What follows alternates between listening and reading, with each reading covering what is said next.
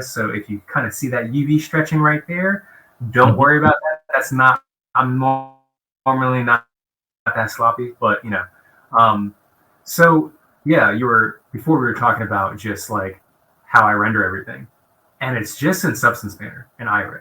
So we're gonna And pause. like I'm gonna ask I you a question, and we're gonna make sure. I want to look you in the face. I want to look you in the face. You're saying your renderer of choice for your artwork is iRay.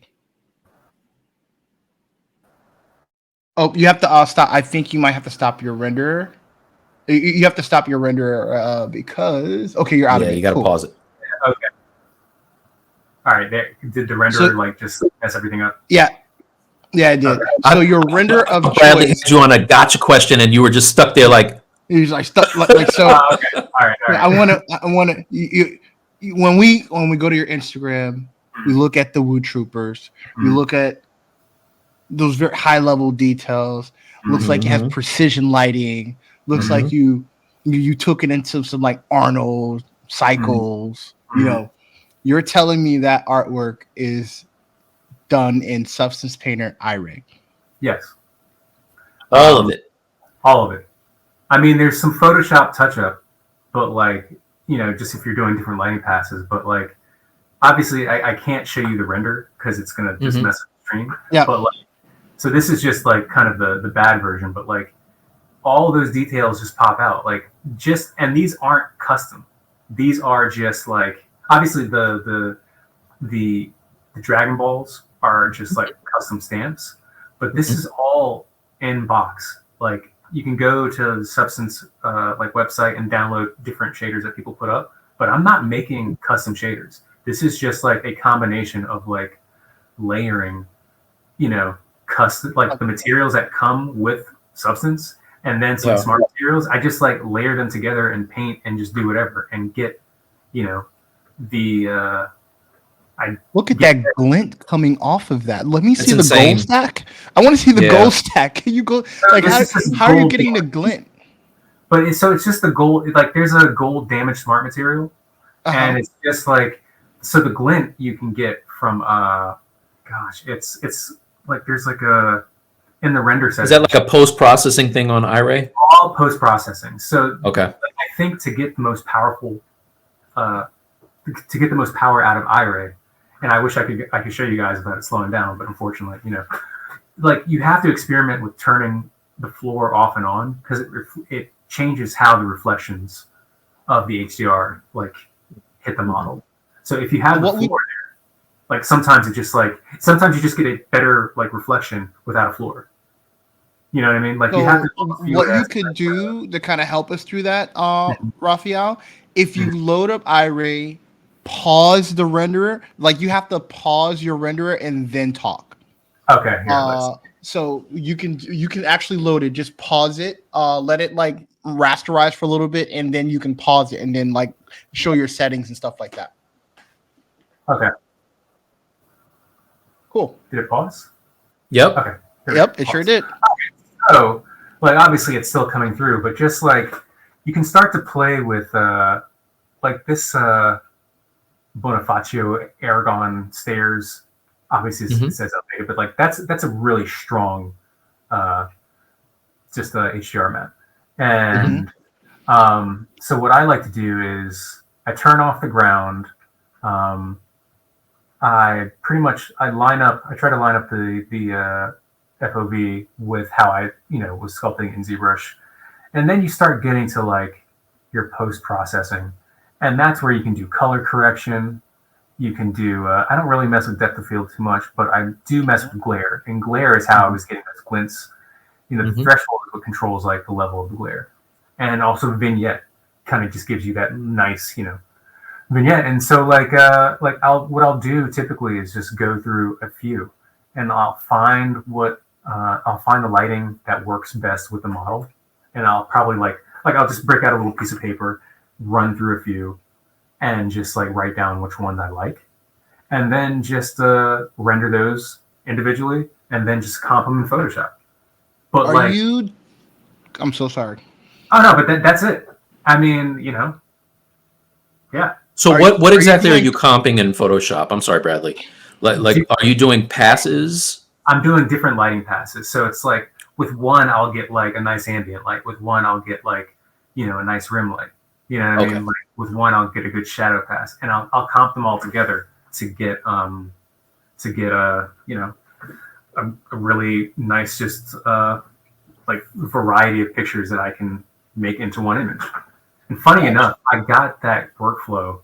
I mean, I took this workflow from this substance workflow is my own, but I remember hearing Raph Grizzetti talk about how he used a lot of his paintings. He was doing, before he started doing it in Arnold or I think it was V-Ray, but he was doing them in ZBrush and just doing like BPR passes.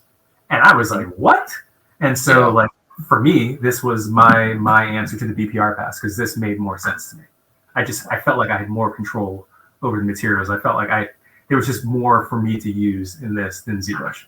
So it's just like, I mean, the tool in a way, if it gives you good results, then you can kind of just like do your own thing. And I think when I started concepting, I started learning the power of like, oh yeah, it doesn't end with just the render. You can take it into Photoshop and just like touch it up. I think like the 3D purist people, like I mean, if you are a modeler of any sort, you do start out as a 3D purist, but like you don't have to think that way. And I think doing other things broke me out of like this purist idea. You know what I mean? Like it's you can comp. I mean, they literally do that for renders in movies. You know what I mean? There's several different render passes. Like, why not use that to make your image look better? Like, as I continue to see this witchcraft, all right, witchcraft. So I see that you're using a multi-UDIM setup when you're doing this. Yeah. Are you doing like quick and dirty UVs from out of ZBrush, or are you? For the personal work, I'm like, all the personal work, the yoga pieces, it's the dirtiest UVs you've ever seen. It is damn near auto unwrap. Like Are you making them in like? Are you just doing like? Is it ZBrush UVs? Or you are obviously you are using like some 3D package to actually make the multi UDIMs. Yeah. But you're not doing like a crazy retopo pass. No. Why? Okay. No. Like there's for the personal work, it's like I have to do UV hell in my day job. I'm not trying to do that for fun. Like the whole point of the personal work was like let me maximize fun. So actually I basically use Maya these days as like a UV organizer. You know what I mean? Like that's basically what it's become. And so for the substance pass of work, there is a little bit of a workflow in the sense that like even for the yoga pieces, I will take I have to kind of do like a low and high res.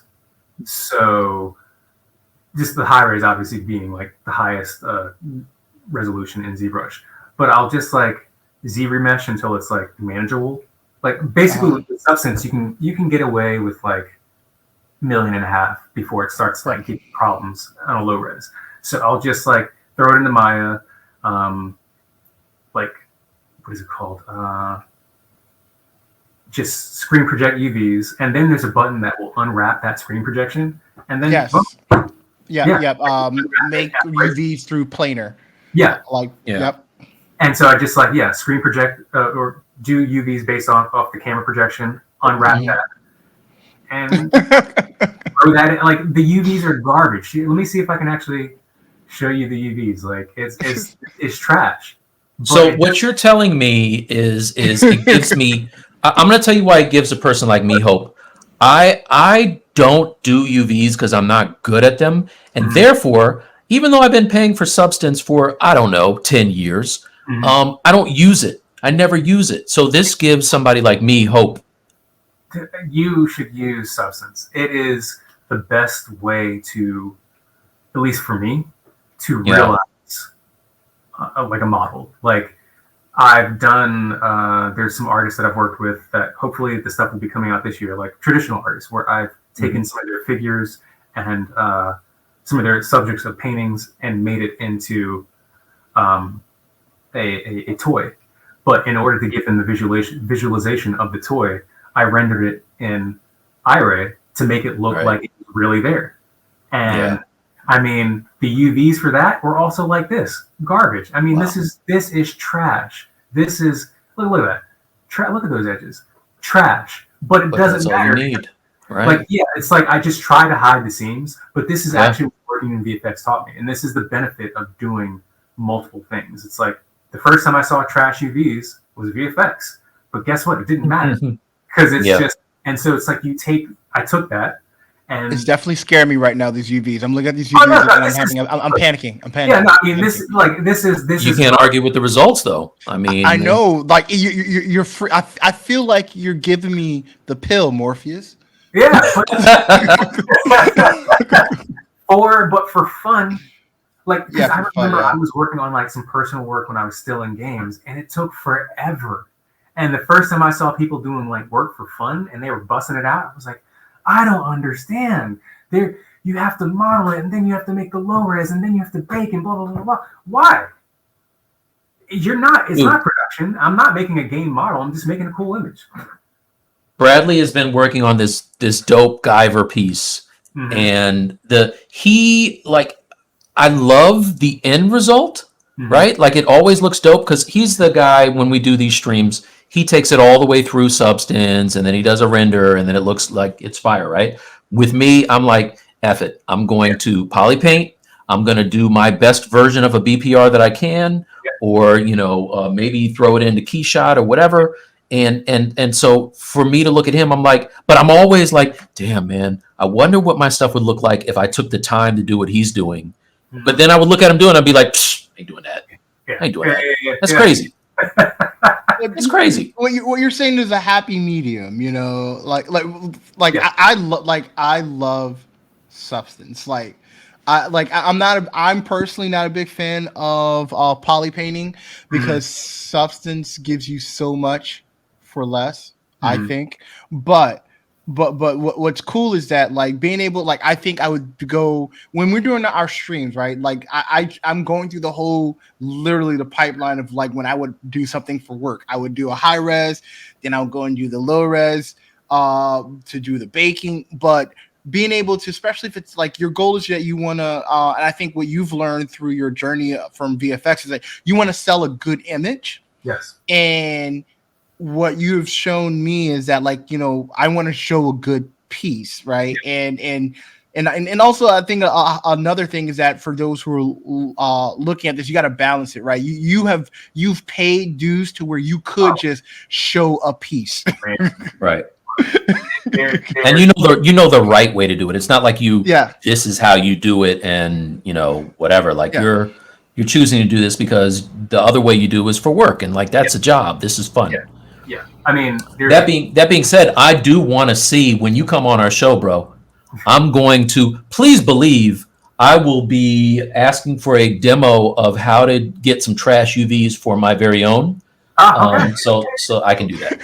I guess I'm the trash man. Yeah, you know what I mean? Hashtag trash UVs. Hashtag trash man. Yeah, exactly. All right. So Bradley, you want to pull up some artwork also? Yes. Okay. So I want to, because there's something interesting that I really like. I'm liking how your mind is working with this. Share. You are making some really dope suit designs, right? And I'm going through your. Yeah, you can have that heart. How do I blow this up? Oh man, doing this some of the stuff that I've seen in your Instagram is your concepting and designs of suits. What's going through your mind when you're making it? How quick are you doing really rough out I want to know what your technique is. How are you doing this? Are you doing paint overs, draw overs? Are you drawing things up and then you're going into your 3D package of choices and start to make the thing?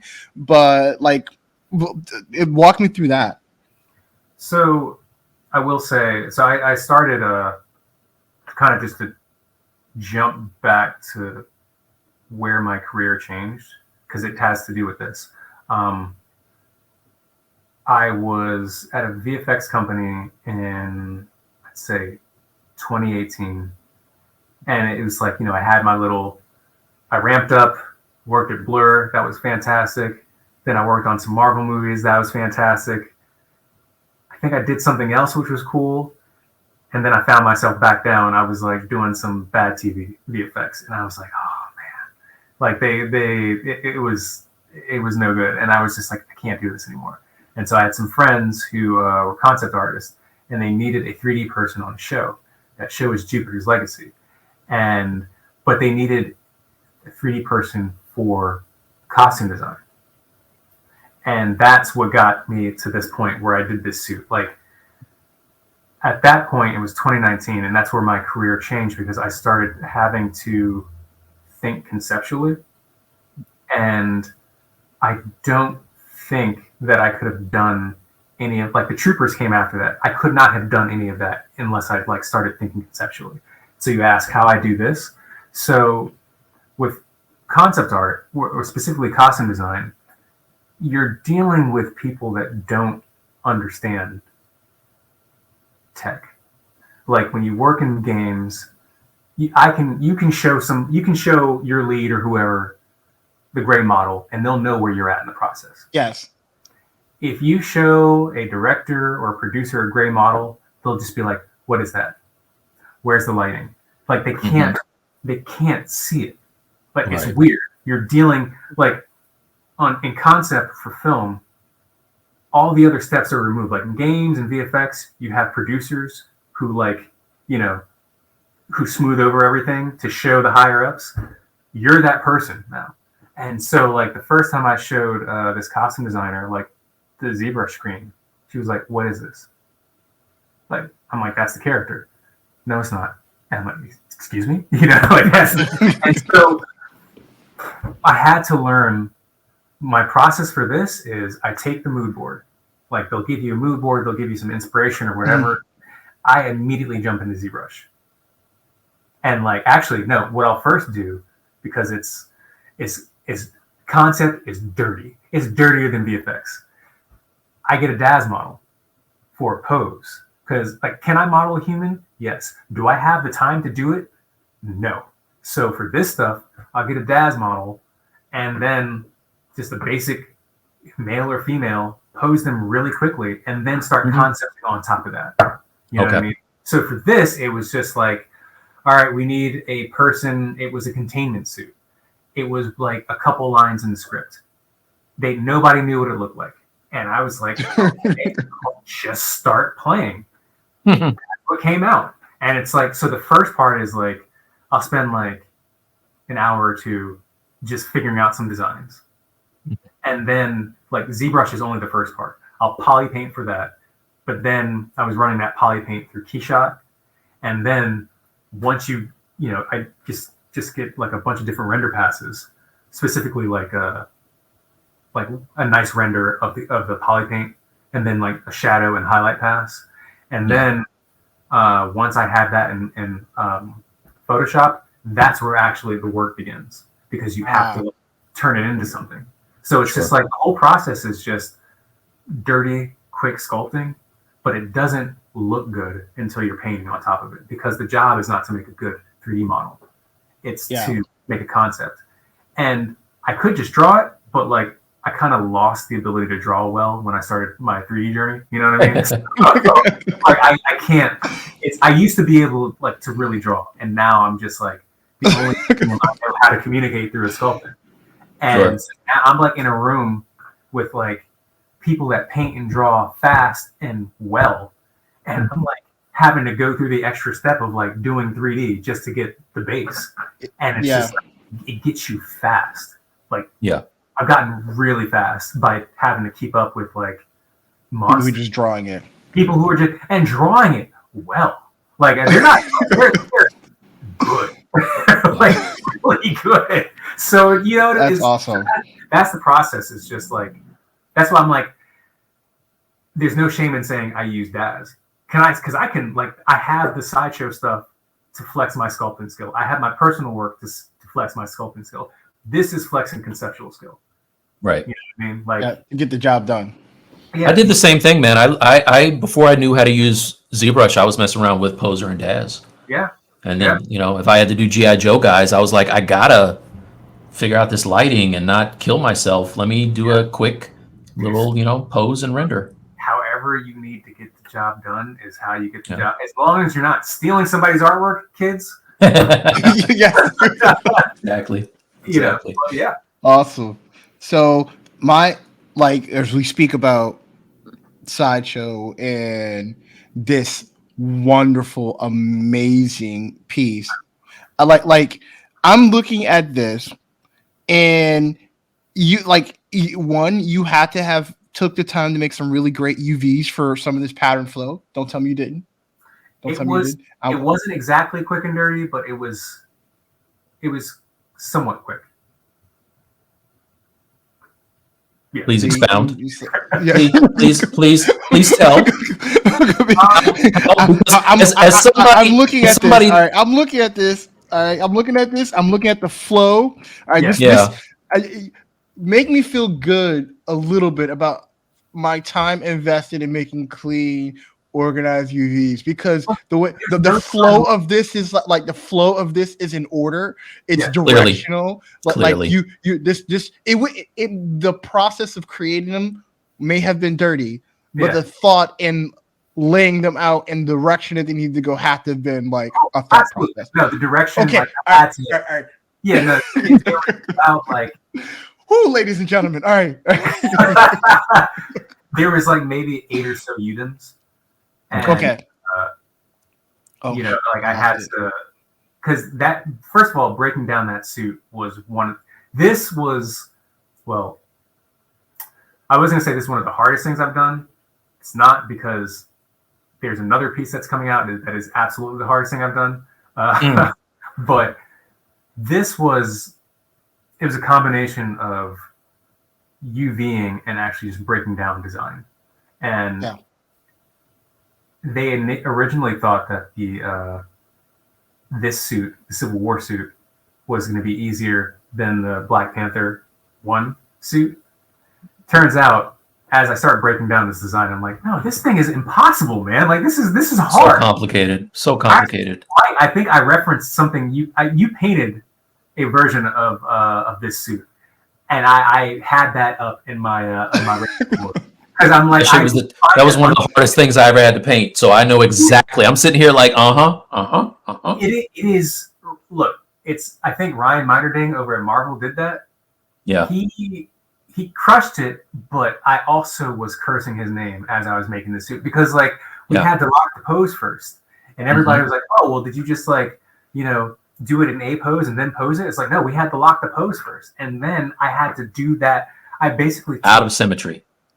Poly painted the entire thing out of symmetry. First, I had to understand it, and then poly painted it out of symmetry in different grayscale to extract the grayscale, bring that into Maya to make layers, and then like break down the stamps. Like there's UVs. Yeah, it's a combination of UVs. It's a combination of masking. It's a combination of like stamping, like all the leather straps.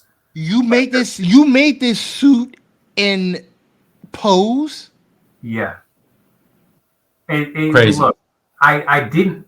It was my first statue. I didn't know what I was doing. Had I known how hard it was going to be, I would have probably tried to do something different. But like, they have you lock the pose, because the pose is the most important part. Like, you have to lock the pose first. And most of the time, it's like a Superman suit. It's like, it's not complicated texture.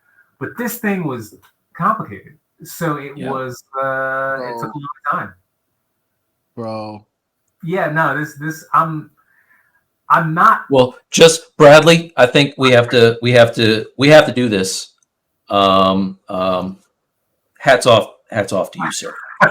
Man.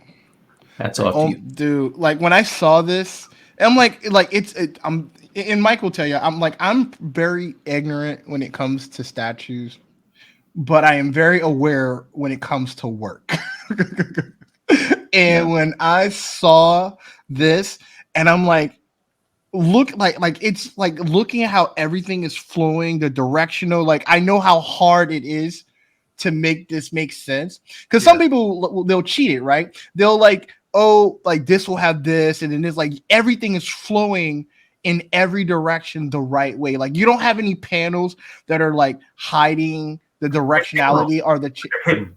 There is a panel. There is a panel, but like not so much. Like it's this is ridiculous, man. Am I able to draw on the screen? If you share your screen, you share your screen, you'll be able to do that. Okay, here. Let me. I'm gonna make you feel better because I want to dispel.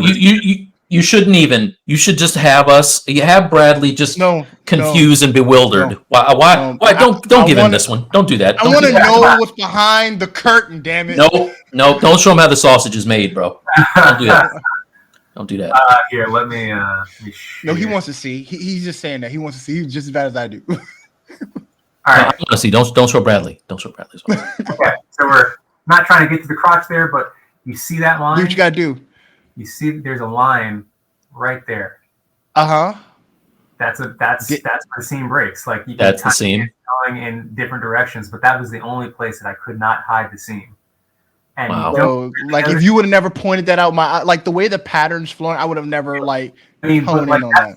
You're sitting here talking about the flow, and my eye just immediately goes there because you know what it is. There, you know what is there. But dude, the simple fact that piping looks as good as it looks is a testament to your skill because there's so much of it. Yeah, it's crazy, dude. It almost broke me. This thing was, this was the piping almost is like a vein system in a way, and I basically. Like I said, I had to poly paint in grayscale in ZBrush because if you poly paint in grayscale, it'll actually you can extract different levels of height.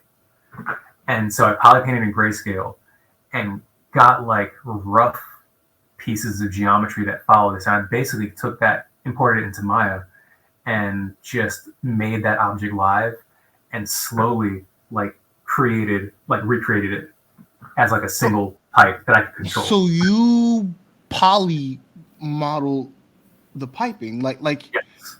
But it was based let me ask you this: the herringbone texture, right? Not even looking at the carbon fiber texture, but the herringbone texture. That is that a noise? Is that a surface noise that was applied? You didn't draw in the herringbone, did you? Wait, the herring the stuff inside of no inside. So go up in the V shape there that you that part right there that you have your hand on. So this is why this took so long because I had to figure out how to do this. At first, I set up UVs for all of these pieces, which that's not hard. But I was trying to see if I could. I had to recreate the alphas and see if I could just randomly project them. No, I had to stamp. So this texture here, that's just surface projection. Okay. The textures on these straps, surface projection. When it comes to these that have those stamps, that is stamped individually. That was the only way. I just had to. It was the only way to get it. So this stuff here, stamped individually. Everything that has that kind of African Wakandan actually I should just say Wakandan. It's African-ish, but that's all stamped. Wow, bro. Yeah, it was. When I say it's a labor of love, this was a labor of love. So I'm so glad that you got this one. I was in Sideshow's ear trying to get the Black Panther so hard, and looking at this, no. They got the right one. They got the right one. I'm just saying, I wouldn't have wanted to do this. Yeah, I was questioning myself too. I was just but bro, you killed it. Just looking at the for a second, just looking at how you, so what you did from being that you had a VFX background. Not too many pure sculptors know how to use Maya. Yeah. Right, and things like that. The fact that you're able to use tools that you've had experience with to like kind of like not only like speed up the process, because I know this took a long time, but to help you work out some of the challenges? Because like knowing that you took like you drew it out, then you basically like, and I'm thinking in my head, how did you surgically get the piping in A pose how you did, like, because you used a very surgical program. You used Maya to go across like you used Maya to go, because I'm pretty sure you could have done it in ZBrush by like drawing or doing like some type of IMM, but you surgically went in and went across the chest, and you had like a real world scale. You had a real world gizmo to help like bring you through the body of this. It's ridiculous. Like when we go back and say like sometimes you got to work twice as hard. Like you had twice as many tools, had like a lot of experience. Like it's crazy. Oh my God. 4 times as much patience. Oh my God. This, it's like each one of those panels, like you can kind of see, like I kind of went hard because it's like, wow, man. Each one of those strips, Maya. Sheesh, that's so dope. But like with the helmet, I could just mirror it. You know what I mean? But like, one of those panels was like polymodeled, based off of like a rough from ZBrush. So when the pose is locked in, are you like you did with the helmet? Are you like using another sub tool to create certain pieces in symmetry and then bringing it back to the locked in pose and getting it in position? Or like what's your workflow when you have the locked in pose but you're trying to benefit from the ability of having symmetry? So one thing to let you know, in a positive in ZBrush 2023, you can have symmetry in any pose. Wait, what? Yes, bro. Yes, in ZBrush 2023, you can use the gizmo to reorientate where you want your symmetry to be, and work on it out of symmetry, but yet in symmetry somehow.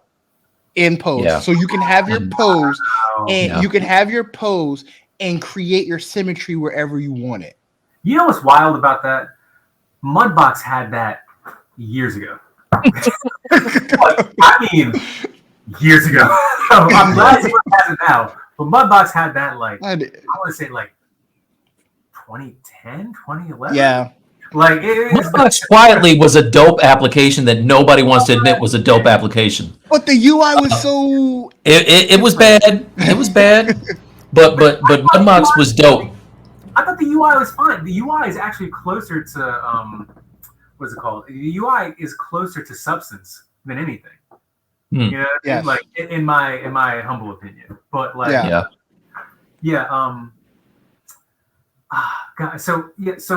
okay, I'm just now remembering what you asked. So, like, if there's a character like this, for example, for the helmet, I have it in a separate file where it's just straight on, and then I'll import that into the actual pose file. So I just have it broken up differently. Like, if it's a scene with multiple characters, as I'm building up those characters, like, I'll have a version of that character where it's just straight on.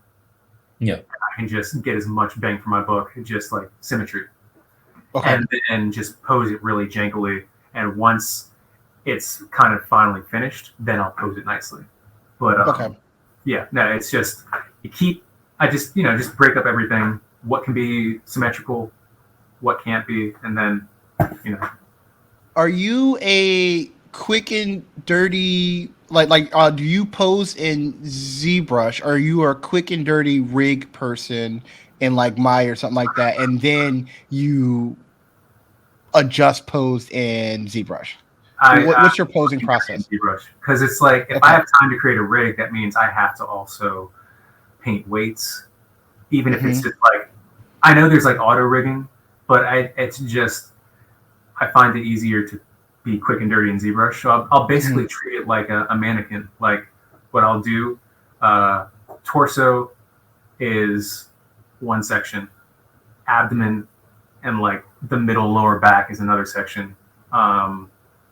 Bicep, basically from delt to from delt to like the elbow is one section. from elbow to the end of the forearm is another section, and I'll just like treat it like a Figma. You know what I mean? Like I'll until we can get like what that pose looks like, you know, like until we can agree on something that works, then I'll actually start to refine it.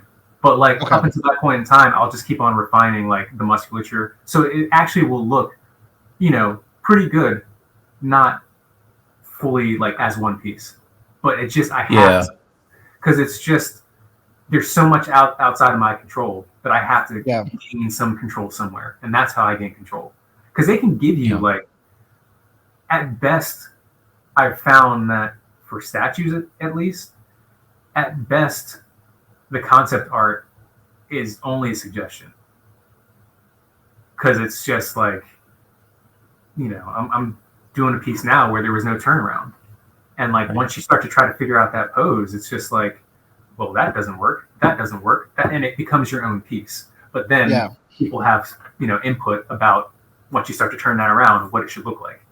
So it's just, so with this piece, let me ask you a question. So this is Sideshow, and it is Black Panther, who is a Marvel character. How did you? Was this the first piece you did for Sideshow? This was the first piece I did. So how did you manage to get a superhero for your first piece? Because I've done, I think, 3 statues for them so far. But the one thing that I know for a fact is that there are amazing sculptors like Danny Bell and Monster. Yeah. Like there's a core group of maybe like 3 guys who are doing the lion's share of superheroes. So don't get me wrong, I love working on the Maul and Ahsoka and ODB and all that stuff, but I'm a superhero guy, right? Like I keep like, hey, you guys got anything for me? You got anything for me? And it's just hard to get my foot in the door. So how did that conversation go? Did they approach you? Did you approach them? Was it through working with Marvel already that happened? No, funny enough. So again, this kind of goes back to a lot of personal work. Like I kind of got on their radar because of the Biggie. Okay. And, you know, having self-produced that, you know, was a, you know, it wasn't a small feat. And they liked it, but they didn't know what to do with it. And so, you know, then there was the question of like, well, can he sculpt people? Right. Like in pose. You want people to see, like they want to see things in pose. And so I have a buddy there, and it kind of also goes to like who you know. But my buddy, who was the art director for this Black Panther piece, they started seeing some of the yoga stuff I was doing. And then they were like, okay, he can sculpt people in pose. Like, because most of the time, you know, I was doing characters that were like this. Sure. Because that was my background. But the yoga stuff was just like, it was an exercise for me. But it showed them that I could sculpt and pose. And so the yoga stuff? Yeah, so that's maybe that's the latest one, I think. But yeah, I'm working on a new one now, which hopefully should be done by the end of the month. But, that's some beautiful work. Is that actual? Is that a actual sculpture? Or is that in ZBrush? That's ZBrush rendered in iRay. What? That iRay is powerful. Look at you, man. Adobe needs to give me a Substance Painter subscription for life because I have been. Yeah. Look, you're making me a believer. iRay all the time. It's iRay. I'm telling you, that's the only reason I'm getting these renders. I have the same experience that Bradley has had with iRay. So when you first said that, I was like, "What's wrong with this guy? How you going to come up in our house and tell us those big tall tales?" Yeah, no, all of that, with the exception of the dude at the bottom, that was Keyshot. But that's all iRay, all of it. Wow, man! Wow. Yeah. Wow, look at these sculpts, man. These are beautiful, man. Yeah. But so they started seeing some of these, and they're like, okay. So then I had a meeting with my buddy J.P. Mvinga, who's a brilliant artist, brilliant art director. He's the guy that art directed the Black Panther piece.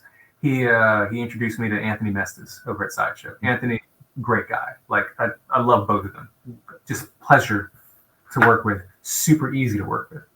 Yeah. Anthony wanted me for another piece, and that was the second piece that I did. But he was like, well, we're still trying to figure out how we're going to do that one. So until then, here's Black Panther. So I don't, it just kind of, I kind of lucked into it. But dude, Anthony put me down. So yeah, he's an amazing guy, man. Anthony is the best. Yeah. Anthony is absolutely the best. Tell us about these shoes, because we were talking earlier about how you really kind of got hyped about seeing characters with dope shoes, and your concept art on these shoes is bananas. You know what I mean? Like all of these are fresh to me. Thank you. I think it's just because I'm kind of a sneakerhead. Like I got way too many shoes, and so actually the first one was the upper right hand corner, and that was a character that I never really finished to the way that I wanted it to, but it was a character based off of Chase Conley's work. And Chase is the homie, and Chase is, I mean, to me, just a brilliant 2D artist, like just phenomenal. The shoe on the upper, actually, there's two shoes based off of Chase's work. That first one, and then the one in the lower left hand corner, that's Spider-Man. That was based off of his design for the redesign of Miles Morales. Nice. And so, like, I love making Chase's shapes because, like, it's just he has just an animation background, and so his shapes are big and fun and easy to read, and also challenging to bring into 3D. But to me, everything he makes is like begging to be sculpted. But like the one in the upper left-hand corner, that was for Petra from Jupiter's Legacy, and the costume designer who I was working with, her name was Liz Wolf. Great fashion sense. We actually worked together on Creed 3, which we did some really dope stuff. Can't wait for everybody to see that. But she really wanted a combination of like 3D printed materials and like knit, kind of like knit for that character. And so, we just hammered some stuff out, and that's what we got. This is amazing. This is awesome. Thank you. I wish they made the shoes, but like I love that whole geometric soul. I see that there are a lot of shoe concept people that I follow now on Insta, and they're just dope design. Like the 3D printed look on these kind of things is crazy, man. So you put your foot in that one. You see what I did there? You see what I did? Boom. It's fun making shoes. It's a lot of fun making shoes. So nice. Wait, Bradley, go back up a little bit. Show us the B-Boy Spider-Man pieces. I love that too. So that there's this guy Spider. I love this one. And I don't know. For me, the personal work is just a way for me to make things that I find funny. And I think the benefit of like Twitter and Instagram, even though you could say that it leads to societal decline, there's just a lot of funny people, man. Like there are like a lot of just randomly funny people. And Cuz was one of them. It was just some dude in New York with like, like some rag over, like literally looking like the far left.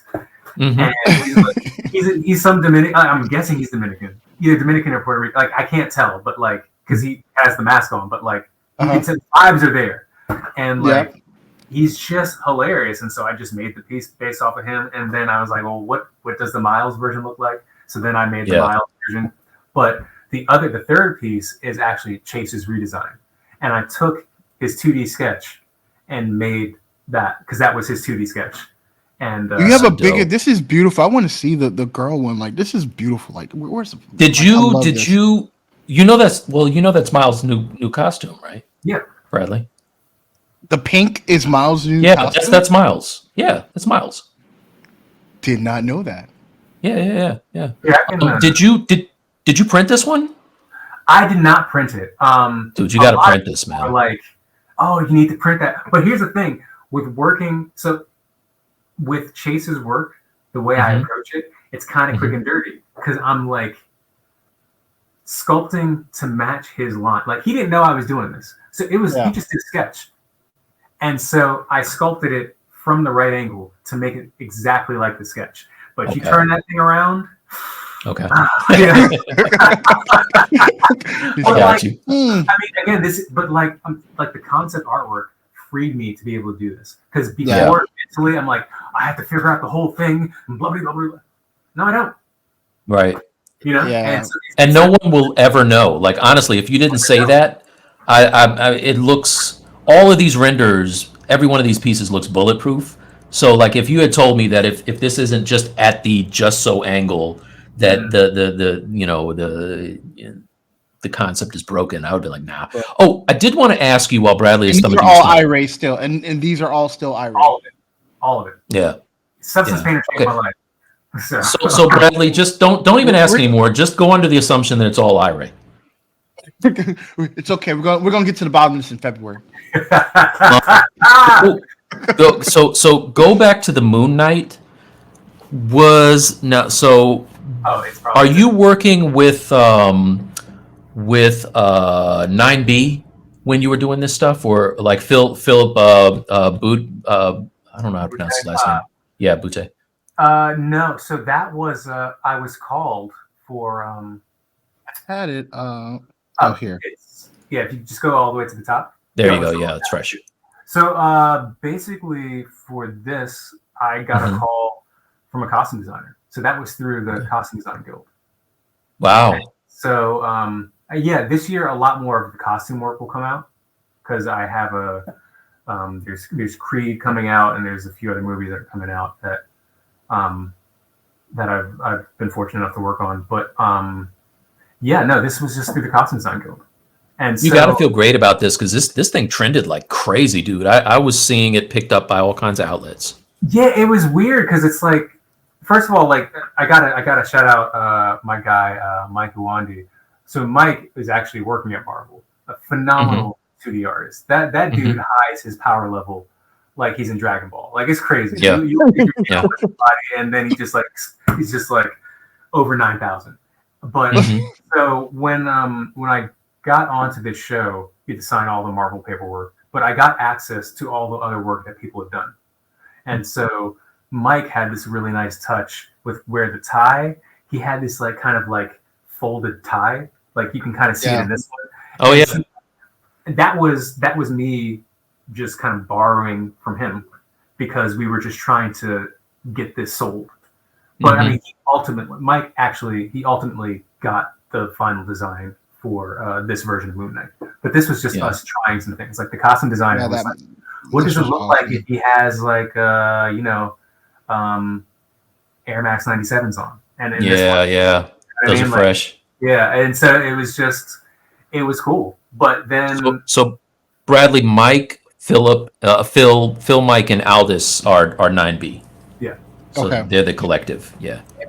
So of this image, like even from your cloth, like, is this sculpted or painted? From like, I'm looking at your cloth, it looks like a lot of like I'm trying to tell how much of it is corrected in painting and how much of it is in sculpt. A lot. So for me, a lot of the shapes have to be sculpted, because again, but like what I'll do is just start painting. Like I'll start smoothing over stuff, start adding like kind of like atmosphere, and some of it might not be totally correct, because again, I'm not nearly as good of a painter as Mike is, but it's I'm doing the best I can for the moment. That's fresh. It's fresh. If you hadn't told me that this was a paint over, I would have thought it was all painted, honestly. Oh, yeah. So that's the mark of you did your thing. You know what I mean? Thank you. Yeah. Thank you. Were your you're doing all your cloth, like, is this cloth sim? Is this a lot of this is sculpting in ZBrush? That was literally, I tried to pose it in DAZ, exported it. I'm like, for like the jacket, I'm just masking out a jacket shape on a person, extruding, and then just making a jacket. It's awesome. Because it's faster than doing a sim. Like you can as you get faster with this, you get pretty fast, and doing it a technically faster way is actually slower for me. Like I don't have time to go cloth in, and then if the cloth doesn't look 100% right, you can just correct it in Photoshop. Yep. I need to have this serves as like the 3D serves as a visual guide for how I should be painting or smoothing out stuff or whatever. So yeah, this is awesome. Thank you. I mean, it would have been nice if the costume designer left soon after I turned this in. He's like, "Oh, this is beautiful. I'm no longer on the project." So then I was off the project too, but I got paid, which is as long as the check clear. Long check clear. Yeah. This is amazing. It's amazing, dude. I love that we have a very we have the same style of using this the sculpt as a base and then doing the paint over. Oh yeah. You know, so like that. Even seeing guys like Raphael Grassetti, it's interesting because when you look at Raf's work, there's no way that you could tell it is as quick and dirty of a sculpt as it is. Yes. But like, dude, he like bangs it out and then he'll take it into Photoshop and the end result is amazing. So actually, I can see where you get it from. How'd you do the fur?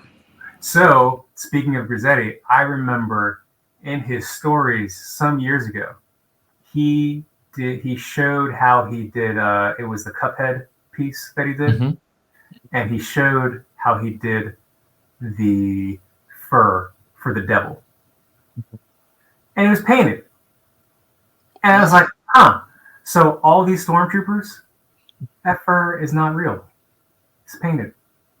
What? Yeah, but you still painted it though. That's that's an amazing freaking paint job. Like he's like, oh, it's nothing. Like that shit is hard, man. Let's not downplay that. Come on, bro. like people thought it was like 3D fur. I'm like, I'm not doing 3D fur. That is hard.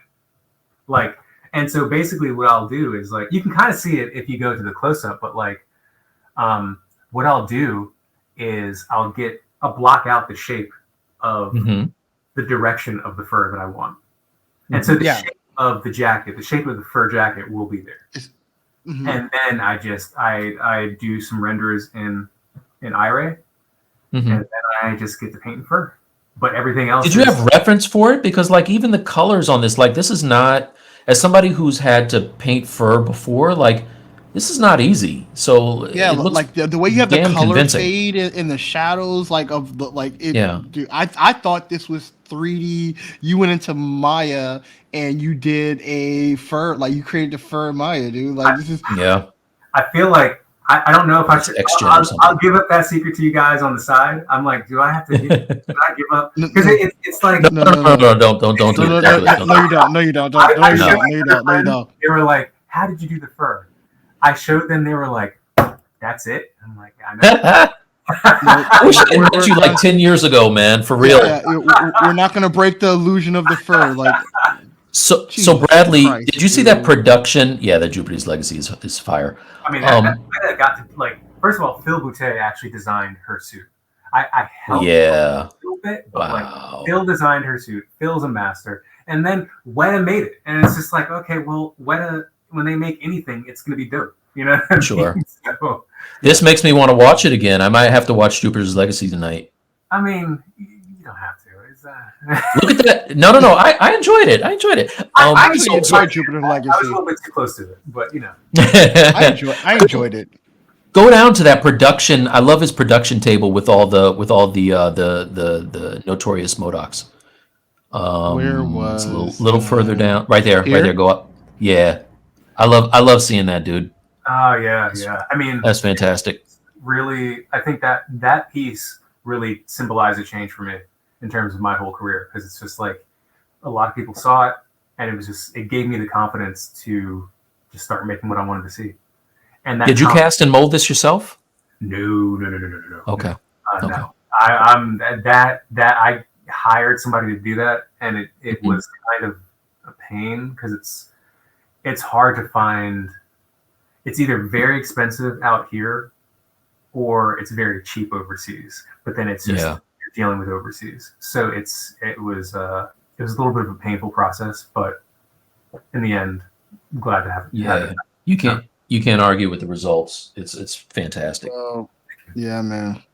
I'm telling you, if you ever do a reprinting of this one, man, I want to get one of these for real. I would love to do it, but I think it's I need the numbers. Like I need cost prohibitive. I need the number of people to be interested, and it's such a weird thing. You know what I mean? It's not like this isn't weird.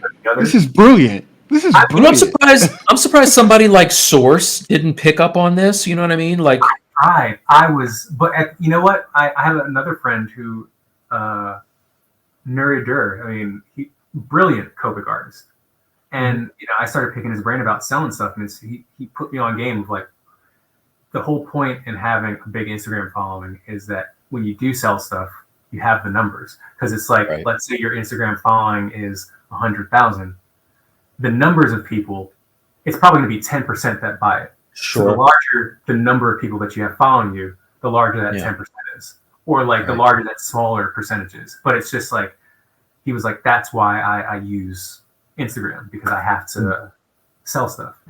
So once the numbers get higher and people want it, then I'll do it. Exactly. Well, listen, man. Everything that we've seen is amazing. Like, so I knew this before. I'm glad that Bradley got to see it firsthand, and I can't even tell you how much I love that you are our first interview, simply because the tone has been set now, right? Like, and you, it's funny. Bradley and I had a conversation where, like, Raphael is very chill. I don't know if he's going to get our sense of humor or whatever. But dude, if this is any indication of how we vibe, then February is going to be a good month for us, dude. For real. Absolutely. Yeah. Cool. I'm gonna make the dirtiest UVs in February. It's gonna be the dirtiest. But my goal is I want to get into. I'm gonna challenge myself in both speed and efficiency. Because I love stuff like I love being in substance, and if I find that it takes me too long to get there because I'm being very production heavy. And that's why I'm like, I want to maximize the amount of fun I have in figuring out what this thing looks like. Trash UVs, like I mean, like I mean, as long as like the seams are out of the way. Yeah. We're not going to be a masochist about it. We're going to. I will tell you this: after you have opened up our eyes to this, we are going to be the oh man, what did I forget the name of it? We are going to be the goody mob of UVs on this. Just straight up. That's funny. But anyway, but listen, man, we've taken 2 hours of your time, and every second of it has been fantastic. So I know Bradley agrees with me when I say that we couldn't have asked for a better first person to interview and have kick off this segment that we're going to do on a regular basis. And I'm even more excited now after talking to you about process and similarities and struggle, to have you on as our very first guest of the year for 2023. We're doing it up big, Bradley. Awesome. Big. No, this was an honor. Yeah, man. I really appreciate it. And just like to kind of I remember having your Method Man on my wall as like I ripped it out of a magazine because I was like, this is the dopest like piece I've ever seen. And it's been like a high mark for me to get to that. So I had to let you know. Like, thanks, man. Thank you. That work was iconic. It's Thanks, still man. I don't think nobody's like, it's begging to be sculpted. You know what I mean? Like that stuff is, and the presentation too, just like the boxes on just like highlighting different parts of the figure. Well, that was Mark's idea, but I appreciate you. The painting was mine. The squares were Mark's. So the painting was dope. So thanks, man. Killed it. Thank you, brother. Thank you. All right. Well, yeah, let's wrap it. We got some editing to do, but you know what, man? We got gems. So many gems to go through. So, all right. all right. Well, thank you for watching this interview, Raphael. Thank you for being a part of it, and we look forward to having you with us in February. Absolutely. Definitely. Yeah. Thanks, guys. Trash Peace. man. Trash son.